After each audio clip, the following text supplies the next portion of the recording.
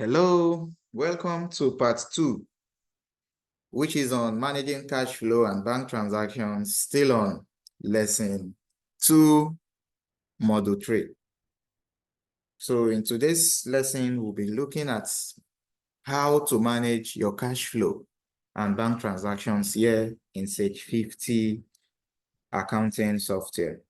But before we go to Sage, when you look at this very topic, managing cash flow and bank transactions, it all centers on cash flow management. So what is cash flow management? Cash flow management is all about ensuring you have enough money coming in to cover your business expenses.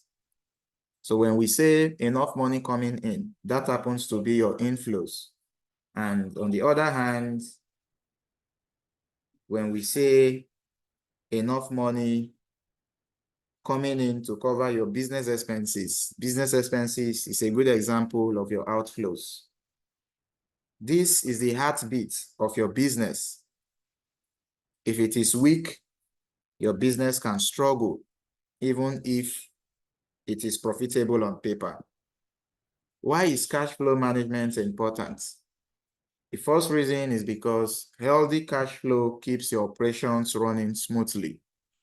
And the second reason is because it ensures you can pay suppliers, it ensures you can pay employees, it ensures you can handle emergencies without financial strain. So right now, we'll look at steps on how you can manage cash flow and bank transactions here in Sage 50. So join me as we go to our Sage 50 software and look at this.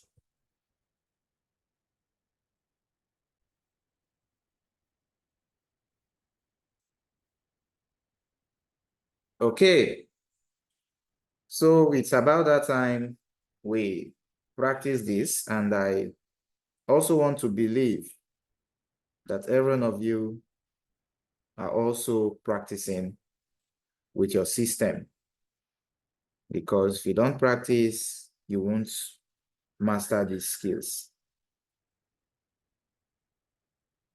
So like I said, what are these steps on how you can manage cash flow and bank transactions in Sage 50? The very first step is for you to enter your bank deposit. To track cash inflows, such as a payment from a customer, remember we are still making use of Mira Global Services Limited case study. So the payments from a customer like Chevron Nigeria Limited, if you want to track your cash inflows, those type of payments have to be entered into Sage 50. So you can enter a bank deposit in Sage 50. So where you're told that this customer who owes you money of 1 million naira, which you can see here. So let's assume that this very customer, Chevron, happened to have made a deposit of 500,000. If you are saying you want to manage your cash flow, all that has to do with deposits must be entered at the right time. So how do we do this? You will go to your tax menu, come down and choose this option, receive money. So whenever you receive any money, deposits, transfer from your, whether it's cash or at bank, from your customers, this is where you come to tax, receive money. You select receive money. It opens the receive money window. The first thing you're going to do is to come down here and choose the customer that paid this money. So you click on this glass icon, select the customer, we say Chevron. The moment you have done that, if this customer have any outstanding, you'll see it appear.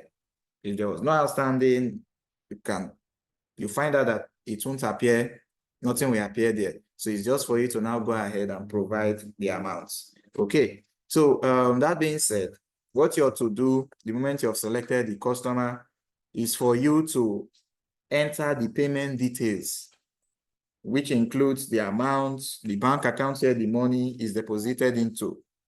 You have to put all that here. The reference number, provide the receipt number, the date this transaction was made. You click on the icon, you select the date. Receipt amount is where you enter the amount you received.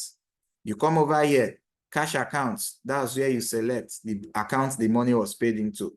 Was it cash? You select your cash account. Was it to a bank account? Select your bank account. And like you know, you can have as many accounts, bank and cash accounts as possible. So when you come here, you select. The reason why you're seeing just one account there, one bank account there, is just because that's the only bank account I actually created. Okay, so I believe you are getting this. So that's it. Once you have done all that, you then come up and click save. That's how to record deposit.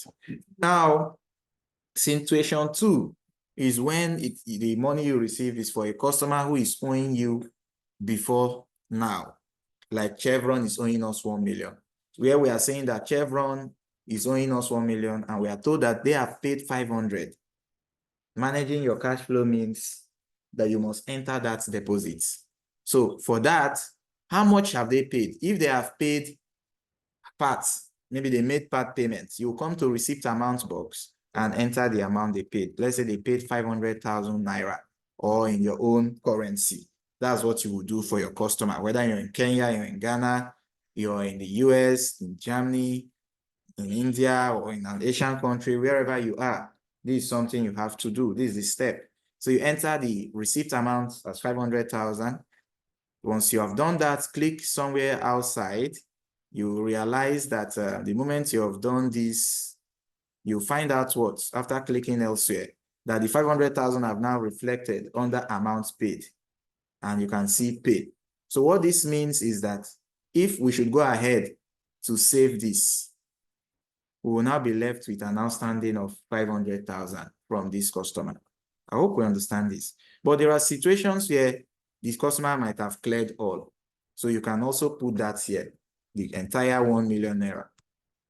And if you click elsewhere, you'll see it will also reflect that, yes, 1 million naira, you can see it.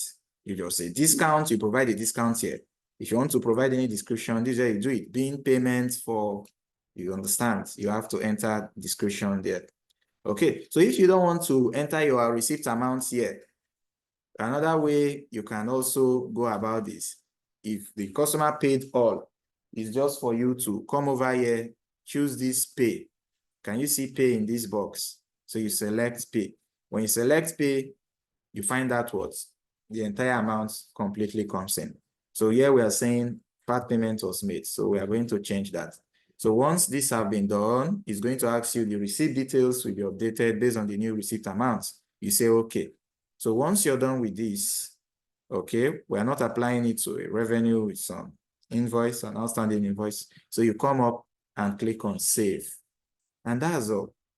That's all. So go to list, you'll see the money you have received will all pile up. So these are money we have received so far. You can see it here, 121,500,000 as they have been all captured. So this is how we post the deposit. And this will increase your cash balance in Sage 50. If we go over now to our business status, come up and refresh. But before you refresh, take notes. What we have here, First Bank, is 16,500,000. If we refresh it now at the top, it's now 17 million. So it tells you that each time you post your deposit that have been posted will increase your cash balance, your bank balance in Sage 50. And that's the scenario we're having here. While your account receivable balance will also reduce. So if you come to this style for customers who owe money, you now notice that Chevron here was owing us 1 million before. But right now, what we have is 500,000. I hope you can see that. So this makes sense, right? So that's the first step. To manage cash flow and bank transactions in Sage 50, the first step is for you to enter your bank deposits. Step 2 is for you to track your cash outflow. Outflow, remember, are payments. So let's say you need to make a payment to this vendor that we are owing. Here you can see on this tile that talks about vendors to pay. We are told that we are owing Giant Travel Tours Limited 500,000. So let's say you need to make a payment to Giant Travel Tours Limited for the corporate travel package. How do you do this? The first thing you have to do here is for you to go up to your menu, click on tax. When you click on tax, come down and choose payments. I hope you can see payments. It comes after select for payments. We are going to select this option, payments. Now, once you click on payments, similar way with the receive money, is that you have to select who is this vendor you receive this payment from. So you come here and select the vendor. So there are times whereby maybe you're receiving a payment from a customer, maybe a refund a customer is making. Might be you made SS, you understand, you sold something in SS. Okay, and the customer finds out and say, oh, I want to make a refund to you. So for that case, or let's say you are the one, a customer paid you in excess of what they bought, and you want to refund to them. You can also make payment to them. What you will do, where we have vendor ID, you click and change it to customer ID. And then you select the customer, the exact customer that this money is to be paid to. But normally payment is going straight to vendors, going straight to your employees, okay? Those who you pay for services rendered to you or who works for you. So it's something that is important for you to actually do. So you come over to this box and select Giant Travel Tours Limited. Then you come down, you see dollar here. So this is where you enter the payment amount. So let's assume that we are paying Giant a 200,000 out of the 500 we are owing them. So dates, ensure you select the exact dates for this. Then we're also going to enter our reference number. Then cash account is where you select the account this payment is made out from. Okay, the account that you're paying this money from, you have to come here and select it. So this is what you have to do. The payment method, select the method of payment. Is it through cash? Is it check? Is it Visa? Whatever you want to use, you can use. So once you have done this, you can then come up and click on your save. So once you click on save, click on list immediately to confirm. You find out that the payments have been posted, and you can see it here, 200,000. All right. So this is how we record payments, and it's essential for tracking your cash flow, which payment is one of those things you have to pay attention to. And similar way, if we come now to refresh, if you take a close look on vendors to pay tile, you'll find out that Giant Travel Tours Limited is part of those vendors, 500,000. But now that we have paid 200,000, if we refresh, we'll now be left with 300,000. So let's click on the refresh button at the top here.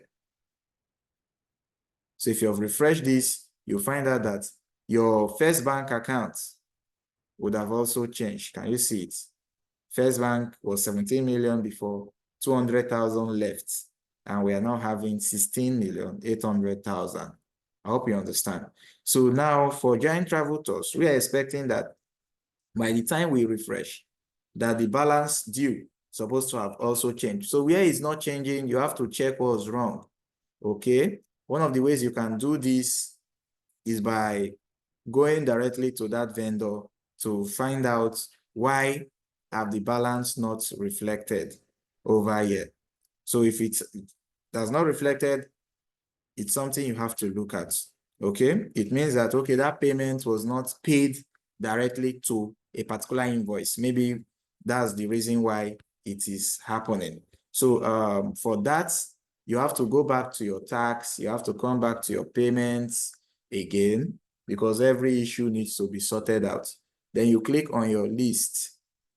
You come down to this 200,000. So this 200,000, if we open it, you find out that it was not applied to that outstanding, because if that outstanding was said to be there, then we would have applied it to an invoice.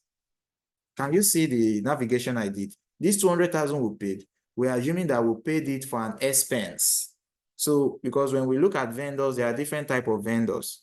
An electrician, an engineer who comes to repair the electric issues in your company is different from the vendor where you purchase some of your products from. And that's the scenario we are having here. So let me address this. Whenever you are making payment to a vendor, understand two situations.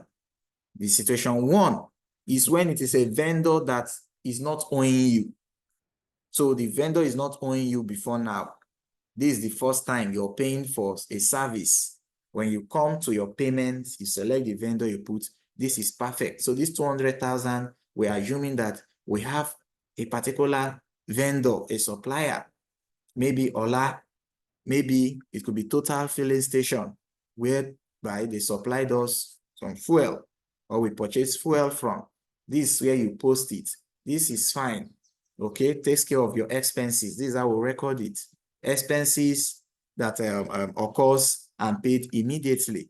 Well, now we have situation two, whereby this vendor called Giant Travels, we are owing this vendor 500,000. So if we are paying for expenses, it's not going to reflect. That's why you notice when we refresh, there was nothing reflected to 300,000. So what do? You will come and tick this box by the side. Since Giant Travel is owing us, so come here. And we are saying that we are Giant Travel, we are owing Giant Travel. And we are saying that we want to pay them out of what we are owing them. So we are going to tick this apply to invoice tab. That's where you tick. So you tick it. When you click on it, we are now going to apply this 200,000 to it. So that's why we'll now come here and say 200,000. That since we are told that we are paying them part of what we are owing. So the payment details will be updated based on the new payment amount. We'll say okay. So once you have done this, click on your tab, you will now see the 200,000 have now reflected. So whenever you are asked, go and record payments. We have made payments to so-so vendor. Record it. This is how you record it. Open your tax menu, select payments. When payment window opens, come quickly. If you know you are paying for expenses, choose apply to expenses. But if you know you're paying for an outstanding bill, outstanding credit you're owing, outstanding amounts you're owing, what do you choose? Click or choose apply to invoice tab here. It will now expand it like this. Then enter the amount. If it's everything, enter the total amount. It will also reflect. If the vendor have given us a discount, we can come and say 5% discount. Okay, so once you do that, you notice what? Or 5 naira discount or 50,000 naira discount. You notice it has been deducted. Can you see that? But we are saying that no discount was actually given.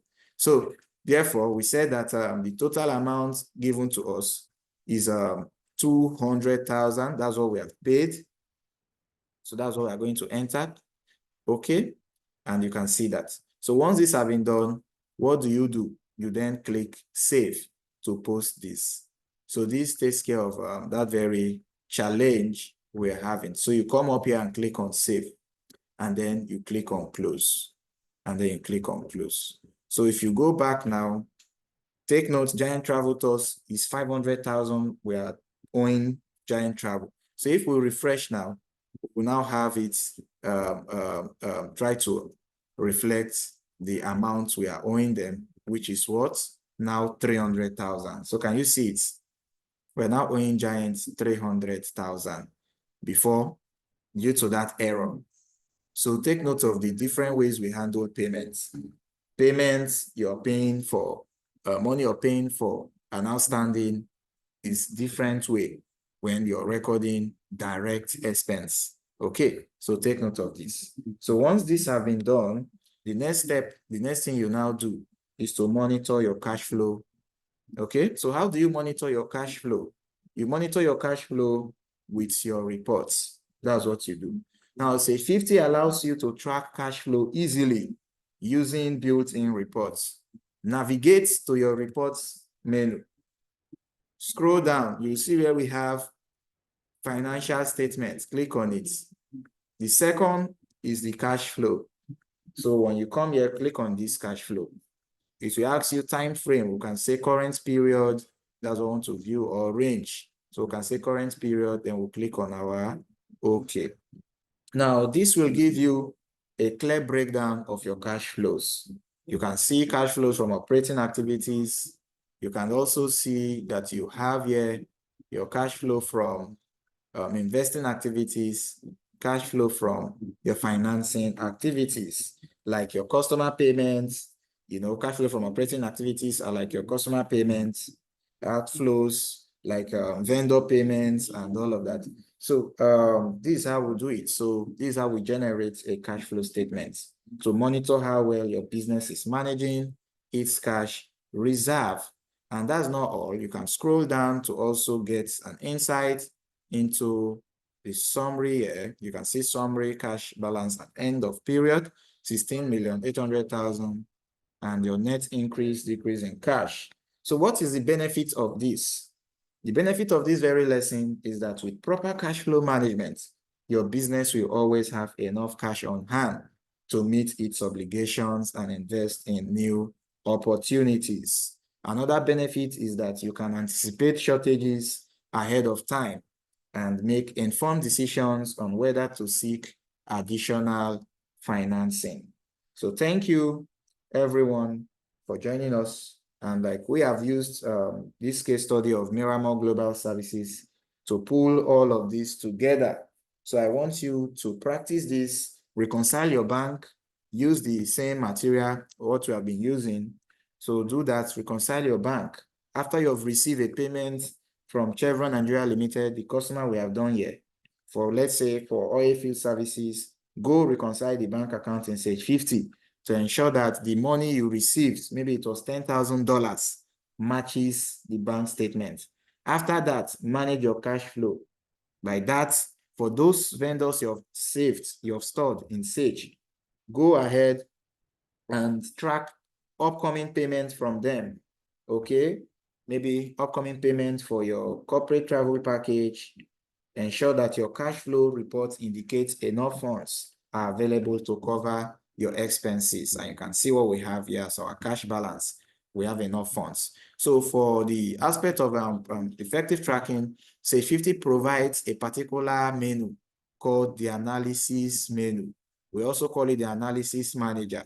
So if you open that tab, you'll find out that there is a manager called cash flow manager. So each time I want to know my expected cash, my incoming cash, expected incoming cash, expected outgoing cash, this is where I will come.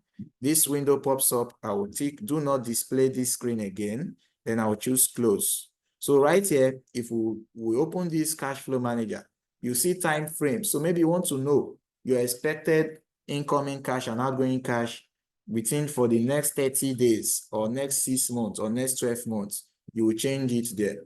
Then you come down, you see here we have expected incoming cash because this is starting cash. This gives you a summary of how much you have. So we are told here that we have 16,800,000 as at today, okay, as at now. So what you have to do is to tick on expected incoming cash. When you tick on expected incoming cash, you're going to see that what we now have here is a register that shows you all what you are expecting. So you're expecting 500,000. Can you see it from Chevron? Okay, these have been received already. That's why it's ticked 120. So we're expecting 500,000 from Chevron. Okay, then we also have here our expected outgoing cash.